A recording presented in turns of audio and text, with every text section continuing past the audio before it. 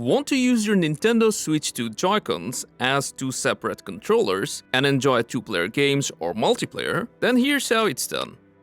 First, from the home screen, open Controllers. Then you'll need to go to Change Grip/Order. Now what you're gonna do is detach the Joy-Cons from the system by pressing on the release button.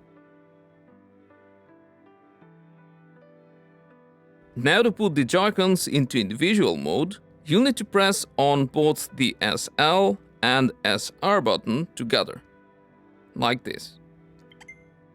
Then you'll hear this tone. Now you can use this Joy-Con as a standalone controller. Let's do the same for the other one. Press the SL and SR together.